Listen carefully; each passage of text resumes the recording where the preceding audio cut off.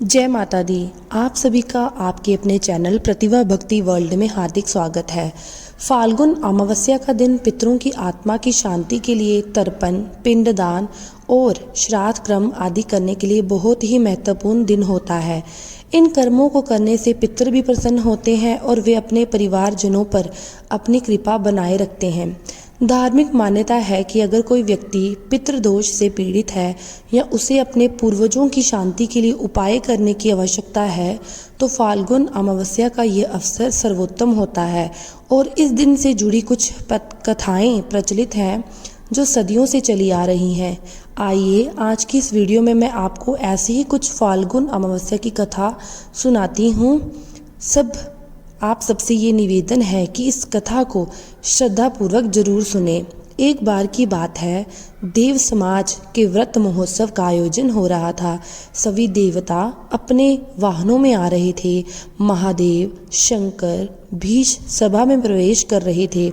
उन्होंने सभा भवन के बाहर स्थित एक वृक्ष की शाखा पर बैठे हुए एक शुक्र की ओर कुछ गंभीर दृष्टि से देखा। शंकर जी तो सभा भवन में चले गए, किंतु अब उस शुक्र के मन में बड़ी चिंता उत्पन्न हो गई। पास में ही बैठे गरुड़ से उसने अपनी आशंका का निवेदन किया।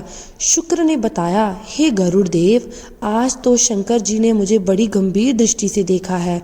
ऐसा लगता है मानो मेरा काल उपस्थित हुआ है। मुझे जीवित रहना है अभी। आप ही कृपा करके कोई समाधान बताइए। उसके बचने का उपाय सोचकर गरुड़ जी ने कहा, शुक्र राज, मैं तुम्हें द्रुत गति से अनेक समुद्रों को पार कराकर किसी सुरक्षित स्थान पर छोड़ आता हूँ। तुम चिंता मत करो। अब गरुड़ जी ने पूरी शक्ति से उड़कर बहुत ही कम समय में अनेक समुद्र पार करके उसे दूर कहीं सुरक्षित स्थान पर बिठा दिया। अब शुक्र आश्वस्त हो गया कि वह संहार करता शंकर जी की दृष्टि से बच गया है। उधर गरुड़ लौट कर पुनः उसी वृक्ष पर जा बैठा और उत्सुकता से शंकर जी की सभा से बाहर आने की प्रतीक्षा करने लगा। कुछ ही समय में शंकर जी बाहर निकले और उन्होंने पुनः वृक्ष की उसी शाखा की ओर देखा। गरुड़ ने सहम कर उनकी गंभीर दृष्टि का कारण पूछा। तब भगवान शंकर जी बोले, शुक्र कहाँ है? गरुड़ ने कहा, भगवान, शुक्र तो आपकी तीक्ष्ण दृष्टि से भयभीत हो गया था। मैंने ही उसे दूर एक सुरक्षित स्थान पर बिठा दिया। शंकर जी ने कहा, यही तो मेरा आश्चर्य था कि कुछ ही क्षण के बाद वह सुख उसी स्थान पर एक महासर्प द्वारा कवलित हो जाएगा और इतनी दूर वह इतने कम समय में कैसे पहुंचेगा? और तुमने उस समस्या का उपाय कर दिया। इस तरह मृत्यु से कोई बच नहीं सकता। उसके आगे देव, दानव, मनुष्य सभी एक समान है। भगवान ने प्रत्येक जीव की मृत्यु उसी प्रकार, उसी क्षण और उसी स्थान पर लिखी है। समय आने पर संसार की कोई भी शक्ति, कोई वेद, कोई यंत्र, कोई धन, कोई मित्र, किसी की भी सहायता उस मृत्यु को टाल नहीं सकती, क्योंकि मृत्यु केवल देह की समाप्ति नहीं बल्कि उसी परम नियम का पालन है जिसे स्वयं विधाता ने रचा है। प्रयागराज में त्रिवेणी संगम का जल पाप मुक्ति तो कराता ही है, साथ ही मोक्ष भी प्रदान करने वाला है। आइए जानते हैं प्रयागराज में त्रिवेणी संगम से जुड़ी एक प्राचीन कथा। आखिर कैसे कुंभ नगरी के त्रिवेणी जल की महिमा से एक प्रेत योनि से मुक्त हो पाया। कहा जाता है कि अनादि काल में केरल में वसु नाम का एक ब्राह्मण रहता था, लेकिन उसका आचरण बहुत खराब था। उसके बंधुओं ने उसे भूमिहीन करके घर से निकाल दिया था और वह दुखी होकर निर्धनता में अपनी जन्मभूमि को त्याग कर इधर उधर भटकने लगा। जंगलों से भटकता हुआ वह भूख प्यास से व्याकुल ब्राह्मण वध्य पर्वत पर पहुंच गया और वहां तड़पते हुए उसकी मृत्यु हो गई। कहा जाता है कि उसका दाह संस्कार न होने के कारण प्रेत बनकर वह वन की कंदराओं में चिरकाल तक निवास करता रहा। वह गर्मी सर्दी से परेशान बिना जल के हाहाकार करता हुआ भटकने लगा। एक दिन की बात है, उस मार्ग से एक यात्री घड़े में त्रिवेणी का जल लेकर भगवान जनार्दन के श्लोकों का पाठ करते हुए जा रहा था। एकाएक प्रेत उसके सामने आ गया और उसने उस यात्री से कहा कि डरो मत, हे धर्मनिष्ठ, मैं तुम्हारी गगरी से त्रिवेणी का पवित्र जल पीना चाहता हूँ, लेकिन अगर तुमने जल नहीं दिया तो मैं तुम्हारे प्राण ले लूँगा। प्रेत के वचन सुनकर वह पथिक बोला, नील वर्ण भयंकर चंचल नेत्र वाले तुम हो कौन और तुम्हारा शरीर मांस रहित क्यों है? इस पर प्रेत ने उसे बताया कि मैं लोभी, मलिन, क्रिया रहित ब्राह्मण था। पूर्व जन्म के ऐसे कर्मों के कारण ही मेरी ऐसी दुर्दशा हुई है। तब पथिक ने उस प्रेत को जल दे दिया। प्रेत ने जल पिया और उसी क्षण वह प्रेत योनि से मुक्त होकर दिव्य देहधारी हो गया। और उस दिव्य देहधारी पुरुष ने कहा, हे पार्थिव, त्रिवेणी के जल की महिमा का वर्णन कोई नहीं कर सकता।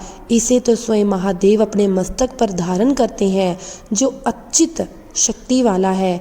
अनेकों आशीर्वाद देकर वह पिशाच प्रेत योनि से मुक्त होकर स्वर्गलोक को चला गया। इस प्रकार प्रयाग के महात्मा को जानकर महाकुंभ में माघ मास में त्रिवेणी के जल के आचमन से पाप तो दूर होते ही हैं, पिशाच योनि से भी मुक्ति मिल जाती है। ज्योतिष विज्ञान की दृष्टि से उज्जैनी अर्थात उज्जैन नगरी का अपना विशिष्ट स्थान है और श्राद्ध पक्ष में उज्जैन में स्थापित शिवलिंग श्री पिशाच मुक्तेश्वर महादेव का भी विशेष महत्व है। श्राद्ध पक्ष के इन 16 दिनों में 84 महादेव में से 88वें नंबर पर आने वाले श्री पिशाच मुक्तेश्वर महादेव पर शुद्ध गाय के दूध मिश्रित तिल, जो गंगा जल, शिप्रा आदि से अभिषेक करने से पितृ तृप्त और प्रसन्न हो जाते हैं।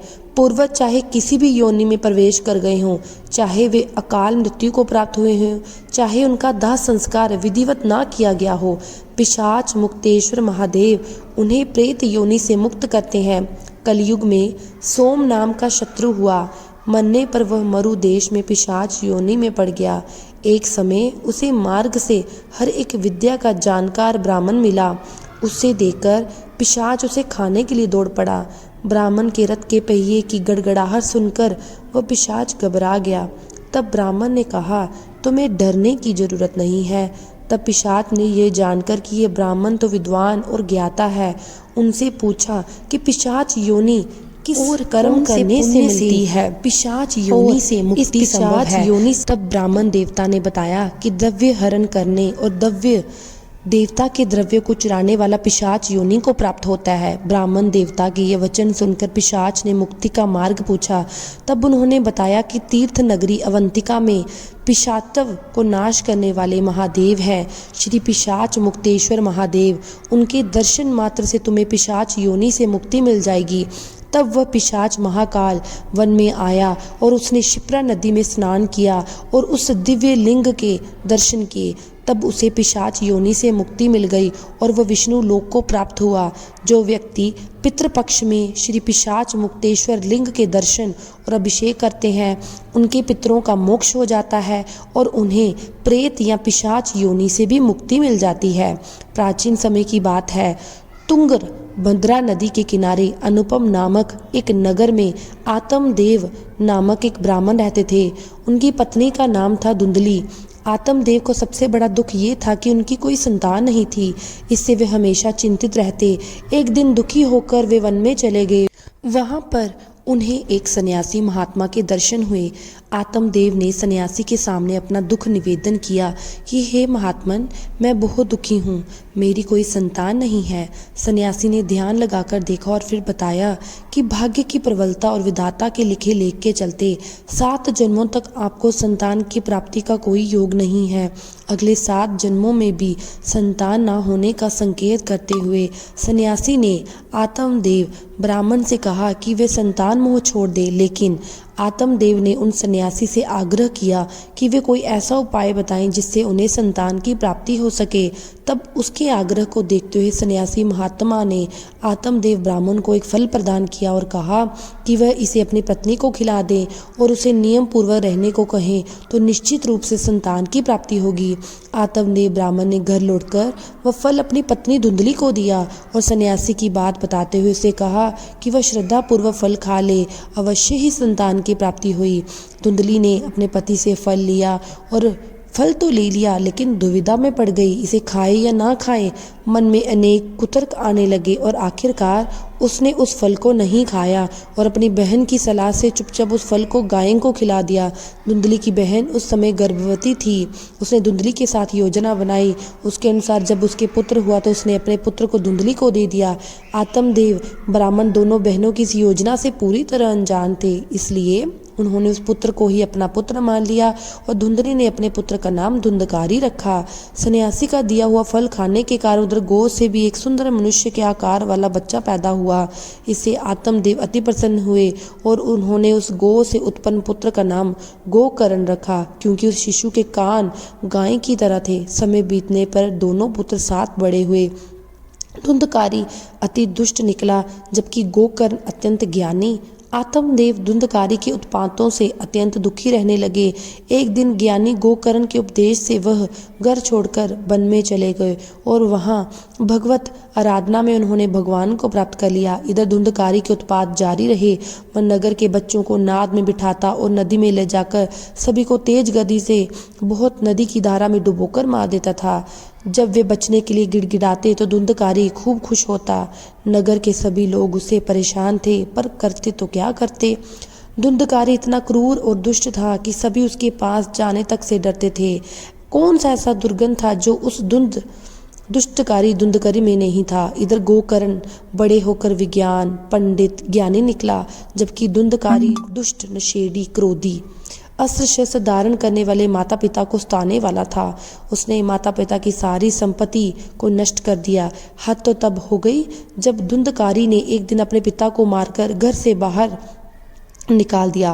पिता रोने लगे। दुखी होकर कहा, अच्छा होता अगर मेरी पत्नी बांझी रहती। जब पिता यह सोच रहा था तभी वहां पर गोकर्ण आ गया। वो पिताजी को वैराग्य का उपदेश देने लगे और कहने लगे, पिताजी आप सभी छोड़कर प्रभु की शरण में चले जाएं और भगवत भजन करें। भगवत भजन ही सबसे बड़ा धर्म है। गो से उत्पन्न पुत्र गोकर्ण की बात मानकर आत्मदेव वन में चले गए। बाद में उनकी पत्नी धुंधली को धुंधकारी सताने लगा। उसने भी कुएं में कूदकर आत्महत्या कर ली। धुंधकारी 5 वेश्याओं के साथ रहने लगा। वेश्याएं उसे अपनी इच्छा अनुसार चलाती थी। धुंधकारी ने उन वेश्याओं के लिए धन जुटाने लगा, डाका डालता, चोरी करता। बाद में वेश्याएं सोचने लगी, एक दिन अगर यह पकड़ा गया तो राजा इसके साथ हमें भी दंड देगा। इसलिए वेश्याओं ने सोचा कि सोते हुए धुंधकारी को रस्सियों से उसका गला दबा दिया जाए और उसको मार दिया जाए। जब वह गला दबाने से भी नहीं मरा तो सभी ने मिलकर उसे दहकते अंगारों में डालने लगी। वह तड़प तड़प कर वहां मर गया। बाद में उसे गड्ढा खोदकर गाड़ दिया गया। मरने के बाद धुंधकारी भयंकर दुख देने, झेलने और अपने कुकर्मों के कारण एक प्रेत बन गया। प्रेत बन जाने के बाद भूख और प्यास के कारण वह व्याकुल रहने लगा। रह रह कर चिल्लाता भी रहता, क्योंकि उसे अंगारों से जलाया गया था, इसलिए उसकी अनुभूति उसको सताती रहती थी। इससे उसे लगता था कि उसका शरीर जल रहा है। एक दिन उसका भाई गोकर्ण उसके गांव में कथा करने आया। गोकर्ण सबसे नज़र बचाते हुए अपने पुरखों के मकान में सोने चले गए। अपने ही घर में अपने भाई को सोया हुआ देखकर धुंधकारी खुश हो गया और आवाज़ लगाने लगा। गोकर्ण यह आवाज़ सुनकर पूछने लगे कि तुम कौन हो। तब धुंधकारी ने बताया कि मैं तुम्हारा भाई हूँ। मेरे कुकर्मों की तो गिनती ही नहीं की जा सकती। इसी कारण मैं प्रेत योनि में पड़ा ये दुर्दशा भोग रहा हूँ। अब तुम ही दया करके मुझे इस योनि से मुक्ति दिला सकते हो। गोकर्ण ने कहा, मुझे बड़ा आश्चर्य हो रहा है।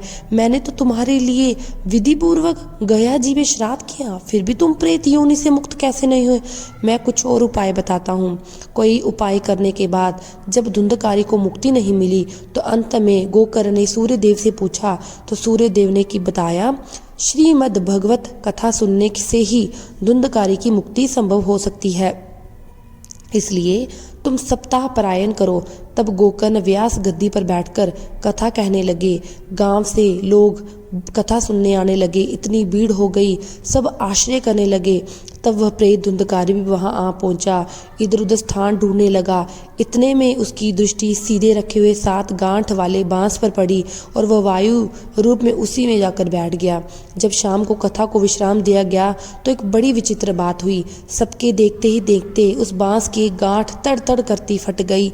इसी प्रकार 7 दिनों में उस बांस की 7 गांठें फट गई और 12 स्कंद सुनने से पवित्र होकर धुंधकारी एक दिव्य रूप धारण करके सामने खड़ा हो गया। उसने भाई को प्रणाम किया। तभी बैकुंठवासी पार्षदों के सहित एक विमान वहां उतरा और सबके देखते ही देखते धुंधकारी विमान पर चढ़ गए। उन पार्षदों को देखकर गोकर ने कहा कि भगवान के प्रिय पार्षदों, यह हमारे अनेक शुद्ध हृदय श्रोतागत है, उन सबके लिए भी एक एक साथ बहुत से विमान क्यों नहीं लाए? यहाँ सभी ने तो समान रूप से कथा सुनी है, फिर फल में इस प्रकार का भेदभाव क्यों? तब भगवान के पार्षदों ने कहा, इस फल भेद का कारण इनमें श्रवण का भेद है। इन सभी ने एक समान रूप से कथा तो सुनी, किंतु उसके जैसा मनन नहीं किया। इस प्रेत ने 7 दिनों तक सुने हुए विषय का स्थिर चित्त से खूब मनन किया है। ऐसा कहकर वे सभी पार्षद वैकुंठ को चले गए। फिर अगले पवित्र मास में गोकर ने फिर से उसी प्रकार सप्ताह कर्म से कथा कही और वहां भक्तों से भरे हुए विमानों के साथ भगवान प्रकट हुए। उस गांव में कुत्ते, चांडाल पर्यंत जितने भी जीव थे, सभी दिव्य देह धारण करके विमान पर चढ़ गए। भगवान सभी को योगी दुर्लभ गोलोक धाम में ले गए। इस कथा का सार ये है कि अपने माता पिता को कष्ट देने वाला, शराब पीने वाला, वेश्यगामी पुरुष प्रेत योनि प्राप्त कर अनंत काल तक भटकते रहते हैं।